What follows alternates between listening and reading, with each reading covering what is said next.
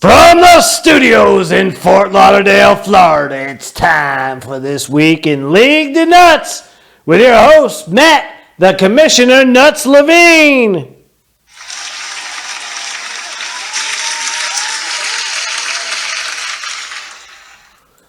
All right, and welcome to This Week in League De Nutz. Late, but hey, as they say, better never late than ever. Some technical difficulties, not kidding around.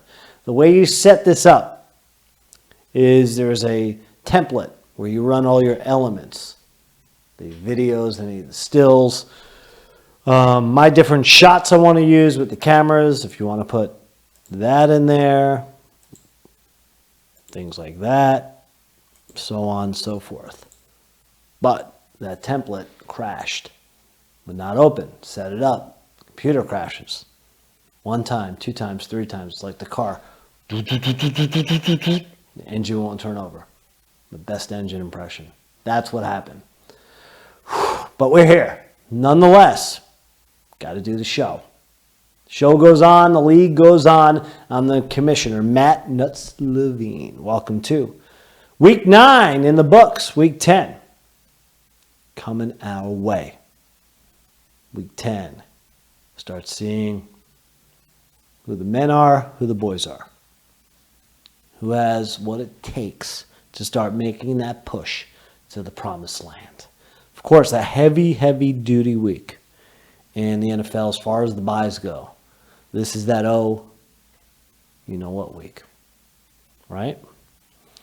Eagles, Pats, Redskins, Broncos, Jags, Texans, all on the BYE. So prepare accordingly for Week 10. Take that in mind. You got what? About 23 minutes to the Chargers and Oakland Raiders will kick off. And the big matchup. The AFC West matchup. Not a big fan of when they run the West Coast games on the East Coast time. In fact, I'd love if they did a doubleheader Thursday nights. East Coast game, West Coast game.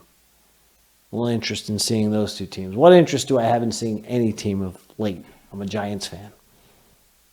Giants in my fantasy world, destroying my reality football world.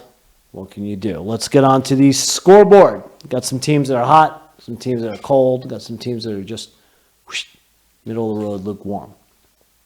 Talk about that right now as we go over Week 9 and tell you about skills that kills. First in Luca Brasi. Nutstown Destroyers swimming with the fish. The loss 145-103. I'm 4-5. Not so good for me. Last in Haganah. Started the season, 4 up and 2 down.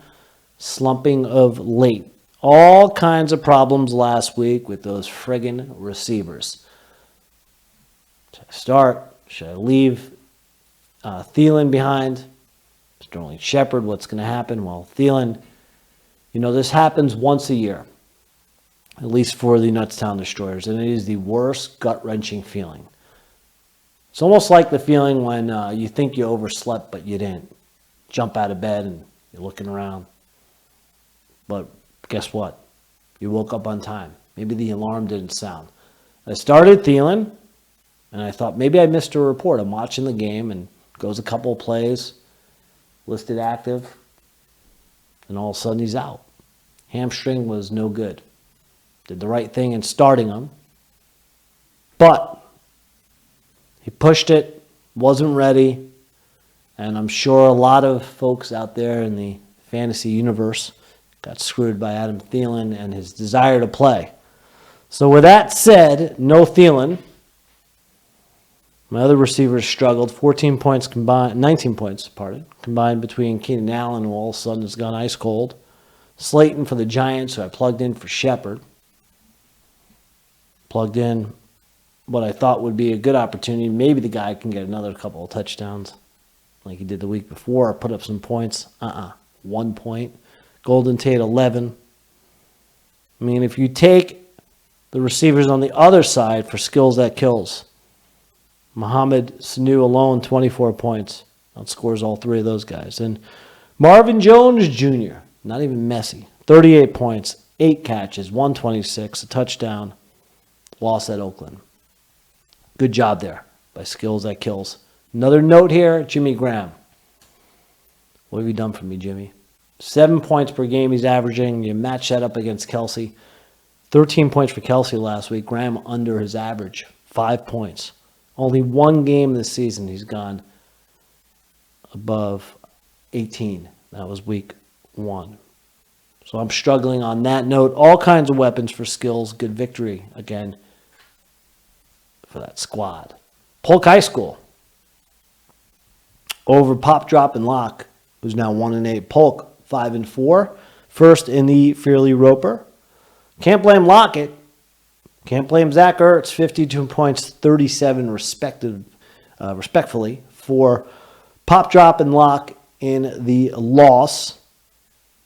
But the difference here, the quarterbacks. Not that Wentz played so poorly for Pop, Drop, and Lock.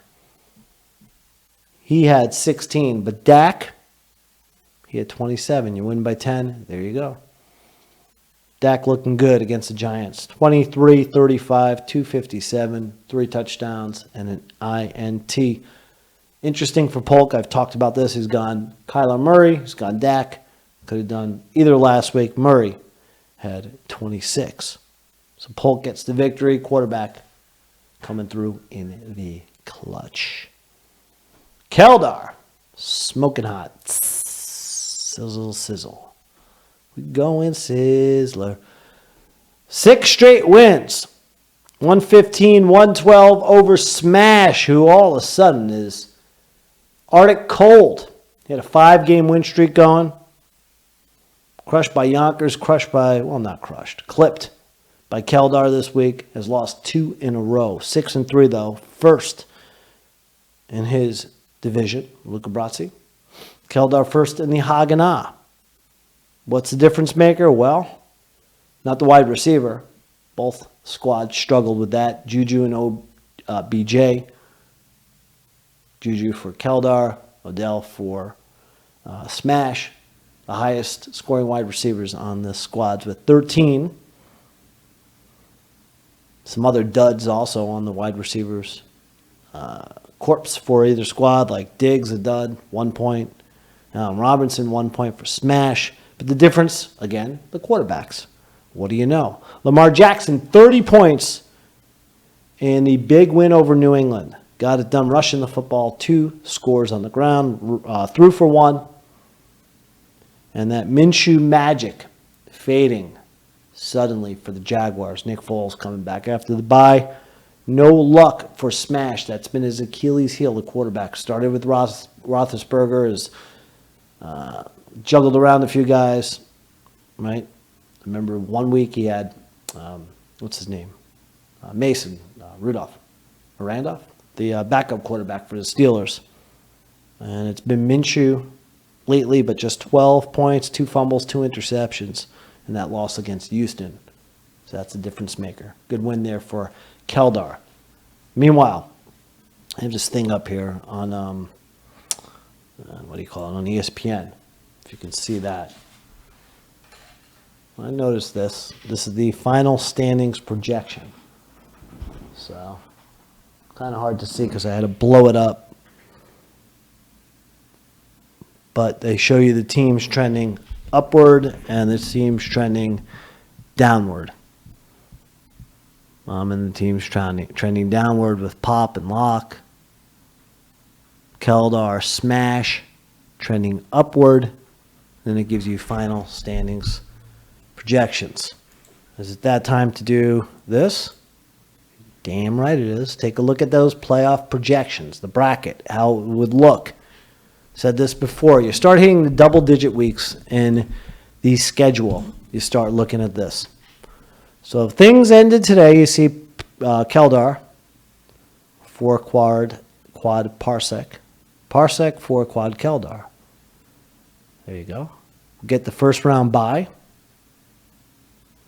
Smash U would be the 2nd seed, would get a bye. Skills that kills would be that 4-5. Skills 5. Dings gets the 4. And then that 6-3. Al Bundy, Mighty Dodge, Polk High School against the Yonkers Shotgunners. That chicken in Yonkers, best in the world. That wasn't a good Yonkers. Can do better than that. I hope you didn't see those glasses on. Cheaters, right? Can hardly see a thing, even on the computer monitor. But I'm trying not to do them with the note cards. I don't want to look like Orville Redenbacher too much. Anyway, let's move on with the scores. AB's painted helmet started off rough, but has recovered. Second in the Furley Roper with a good chance right now to make a run. 4-5 over Dingstown. First in Shoreham Drive East with that 4-5 mark after the loss. 171-153. AB's, how they get it done? With DK Metcalf, the coming out party for the rookie from Mississippi State. Ole Miss. 6 catches for 123 yards. No touchdowns. Huge Sunday, though, with clutch catches all over the joint. And this was the difference maker, that flex tight end wide receiver. DK plugged into that slot. Meanwhile, for Dings, plugged in Amendola in that slot. No Danny Amendola magic. 3 catches, 29 yards in that loss for the Lions at Oakland. Week before, he'd gone for 17 against the Giants. Previous 30 against Minnesota. So, that's how it goes. With, again, no Amendola magic for Dings, and the flex being the difference maker. Now, on the bench, you had Jarvis Landry. So I give credit to ABs for making the start with the rook instead of the vet with Jarvis. You also, with the quarterback, it's interesting because you got Watkins and you got Wilson. Watkins came through 20-plus points for ABs. If you wanted Wilson, he would have gotten 54 points. So my point here, I like the depth with the quarterback position. I mentioned it before with things for ABs into the home stretch. And DK coming alive, that's huge, right? Josh Gordon becomes a Seahawk. By the way, I had to do it since, AB and I are boys. Not really, but somebody had to get Antonio Brown back on the roster until his latest comments this evening, and maybe he won't make it back to the NFL. So that could be short-lived, but it looks like regardless who the Seahawks are going to get for the home stretch as a wide receiver with Gordon now in tow and maybe someone else, DK Metcalf is stepping up to the plate. The rookie looking good. Made all the difference in that flex spot last week. Good win for ABs. Loopies. Loopity-loop. 158-150 over the Yonkers Shotgunners. 5-4 now for these teams apiece. Loopy third in the Luca Brazzi. Yonkers second in the Haganah. Difference maker here, the flex position with the wide receiver running back. You look at Loopy, gets 22 points in the win from Godwin in the Tampa loss. 7 catches, 161 for Tampa Bay, and that was against Seattle. Yonkers, meanwhile, in that same flex spot, plugging in someone who would be a home run hitter. Difference maker comes in that flex spot, as well as the tight end wide receiver, running back wide receiver here. That was the case. Royce Freeman, 2 points in the win for a surprising one against Cleveland for Denver. Only 5 rushes, 15 yards, 1 reception for a yard. So that was a difference maker there, no doubt. Got to mention Kenyon Drake. A little bit of that trade magic. You get those players once a year. A guy shifts teams, gets a little bit of a rebirth with his new squad. And Kenyon Drake is that guy. 33 points for the Cardinals. 15 rushes, over 100 yards, 4 catches, over 50 yards for the Cardinals in that loss to San Francisco. Kenyon Drake alive and well in Arizona. David Johnson coming back. Talk about that in a moment. All of a sudden, Arizona has guys that can run the ball all over the place. Could they be the new Ravens of the NFC? And finally, you had the Rookie Bowl. We had one last year. Got a couple new rookies in this year.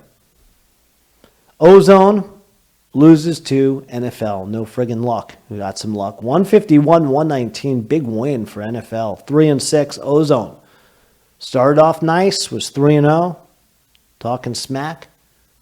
Meanwhile, it's been very quiet rabbit hunting season. 4-5. Quarterback's the difference. Enough said. Phillip Rivers struggling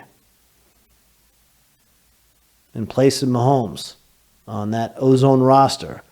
11 points. And you know the interesting thing is, you say he's struggling. He's struggling fantasy-wise, not in reality, because the Chargers won that game, right? Last week against, they win it in London. Forget who the heck they played. The Jaguars. They win that game. Rivers completes 75% of his passes, right? 21 of 28, 294. No touchdowns. No interceptions. Team wins. Does a great job. But Jimmy Garoppolo completes 75% of his passes. 28-37, 317, 4 touchdowns, no interceptions. That's worth 41 points to Rivers' 11. Get those touchdown passes. You got yourself a fantasy king. Difference between a great quarterback in fantasy and reality. 30 points. More than enough for NFL to win the Rookie Bowl by 32. Case closed. Court dismissed. Okay, let's move on.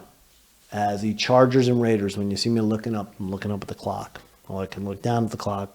I got one to the side here I can look at. The phone, but whatever. I like to look up. Okay. We got 6 matchups, of course. 12 teams. Do some math. First one, Ozone against Nutz. A couple ASU grads, a couple ASU former roommates. What does that mean? Nothing. But you got 17 points on the line for the Nutztown Destroyers as faves in this one. 4-5. The zone. 4-5. He does get a lift. Mahomes coming back. Sit Rivers is behind on the pine. Kamara coming back. Nutztown, meanwhile, talked about the wide receiver woes.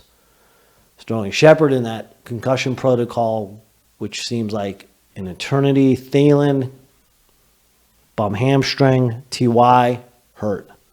Keenan Allen's been quiet. I'm going to have to rely on dudes like Golden Tate, my man Hollywood Brown from here in Hollywood, Florida, to come through in the clutch, and maybe Jimmy Graham steps up. I'm going to have my hands full with that 17 points. I'm going to take myself to win. I'll never pick myself to lose. But I think Ozone covers, and I think we have a nail biter. Go Sun Devils. AB's painted helmet. Smash U, who's a 23-point favorite. You got the 4-5 in ABs, 6-3 in Smash.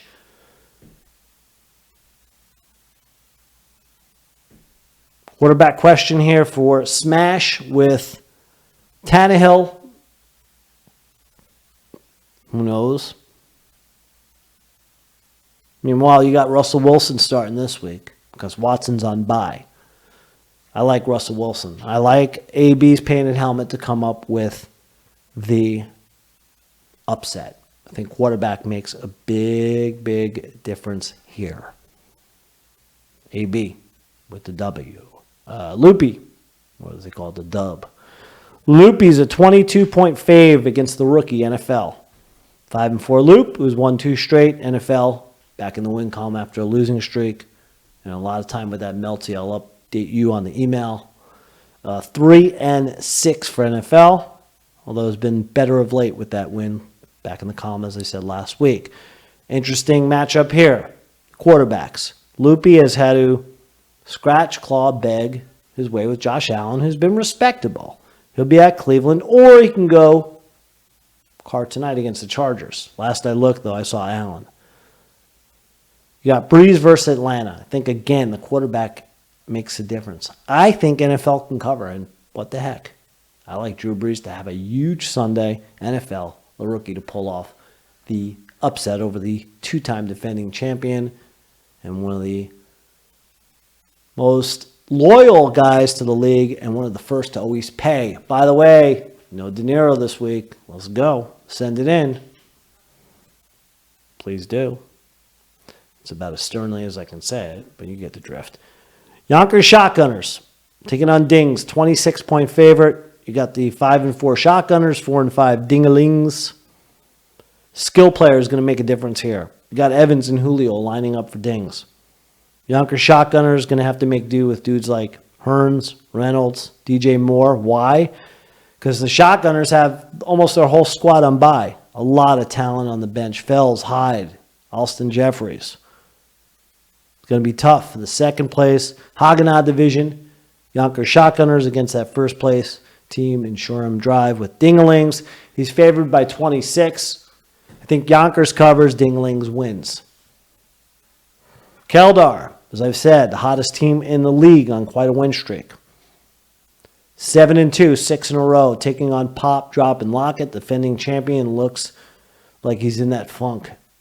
Said it before. It started with a championship Nuts Cup hangover to a complete downward spiral to Bender to gone MIA. Pop, Drop, and Lock. Hitting with that bye. Hit big. Wentz, Edelman, Ertz. Get some R&R. Going to hurt his roster. He's got to fill in with somebody. He's got to get a quarterback and tight end. To be determined. Keldar, 58-point favorite. Keldar's got Fournette, White on the bye, but plenty of talent in tow. Chubb, Lamar. Diggs should heat up after that 1-point dud last week. Keldar with the 58 points. I think he can cover. Tough week for Pop, Drop, and Lockett with the buys. They've been hindered all season. Keldar in the landslide. I'll take him with the 58. And finally, Polk, 5-4. Skill 6-3. Pick 'em. I love that. Those are oddities. They're both projected to score 166. Does Polk go Kyler Murray? Does he go Dak at quarterback? Kyler against Tampa Bay. Dak against Minnesota. Got some talent there at the wide receiver, right? Watkins. Got Emmanuel Sanders, who has been a brilliant, brilliant player the last couple of weeks. I love the fact that Polk has Emmanuel Sanders on his squad now in San Francisco. For skills, that kills. No Brady. That's going to hurt. Even hurt more is that you get Foles back and he's on the roster, but he's on a bye. So you're going to have to roll the dice with Matty Ice and the Falcons, who have underachieved. But they play in New Orleans, and that game could be a good old-fashioned shootout. I do like the fact that you get dudes like Messi Marvin Jones. David Johnson comes back against Tampa Bay for the Cardinals. He'll be in the lineup for skills. It is a pick'em. Whew. What do I think in this one? Well, I think Polk is going to pull off the victory. That's what I think. I think either quarterback can get the job done. Again, I love Sanders. A lot of home run hitters at wide receiver. Polk High School in a nail biter. I think it's projected correctly. So that's what I've got. I'm going to get out of here. Kept it short. We kept it simple. I've got to completely re-gut this computer before going back next week. Clean some memory out and, get it running. Instead of a Pinto, we got to get running like a Mustang. Anyway, best of luck. Again, the bye teams, right? I'm sure you know it, but in addition to asking for that money, please send it, $120 per person. We got 4 payments in, need 8 more. Eagles, Pats, Redskins, Broncos, Jaguars, Texans. Remember, they're all on bye. Good luck. Double-digit time in the schedule. Week 10 is upon us. Yeah, what it takes, we shall see. Enjoy Week 10. I'm out. Enjoy the Thursday night football tonight. What the heck? I'll give you a pick. Giants and Jets. Oof, what do they call it? The Inept Bowl. I love that. The Inept Bowl. Giants win. I think the Giants actually win. I think the Jets are worse than the Giants. Does anyone care? No. Well, actually, I do, because I got a boatload of Giants players on a team that's vying for the playoffs. I knew better, but anyway. All right, I got to get out of here. Enjoy the game tonight. One more pick. Take the Raiders tonight. I think they're for real. All right, adios. Enjoy the Thursday night football. the Week 10 madness. We'll catch you next week back here on This Week in League De Nutz to recap Week 10 and get fired up and preview Week 11. Adios.